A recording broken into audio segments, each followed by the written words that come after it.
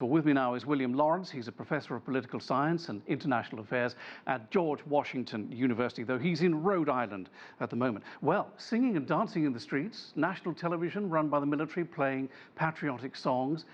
It seems to be quite a breakthrough. Are we being too optimistic?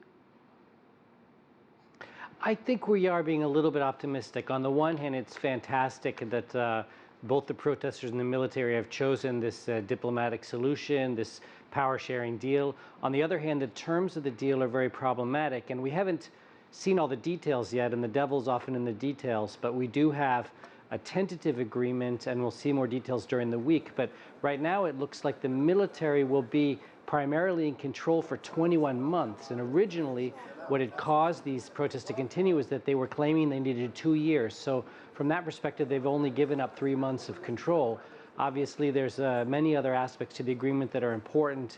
Certainly, one of the most important aspects is that the United States, the United Kingdom, Saudi Arabia, and the Emirates have come to an agreement supporting this deal, and that certainly weighed in favor, both in terms of the deal and the secret meeting last Saturday, reported in the New York Times today about how this deal came to fruition.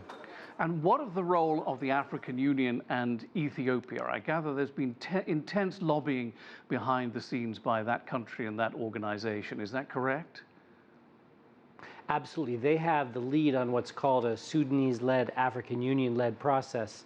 But as I indicated, other international players have both been sort of spoilers back when the Emirates, Egypt, and Saudi Arabia were perhaps threatening the project, the process in May, and then the latest coming to terms that has happened to reach this tentative agreement. So in that regard, that put the ball back in the hands of the African Union and the Terrett, the Ethiopian envoy, and that's a good thing.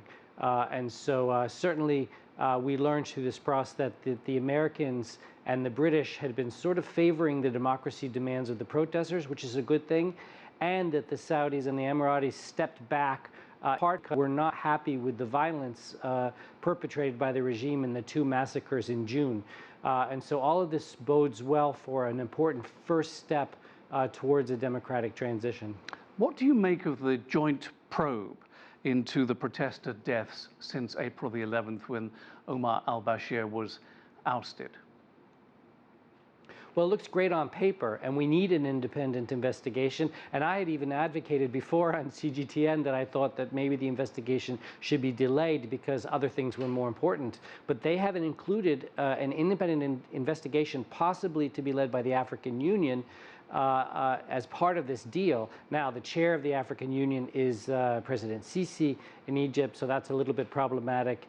And it'll be interesting going forward to see to what degree the Transitional Military Council, and whatever it becomes, respects this promise for an independent investigation, because obviously the deputy head of the TMC probably gave the orders which led to the massacres. So as long as he's in power, and he will remain in power, this deal, I doubt that investigation leading to the convictions of anyone in a high position in Sudan, it seems just not likely to me. William Lawrence, thank you very much for joining us from Rhode Island. We appreciate it. Thank you very much.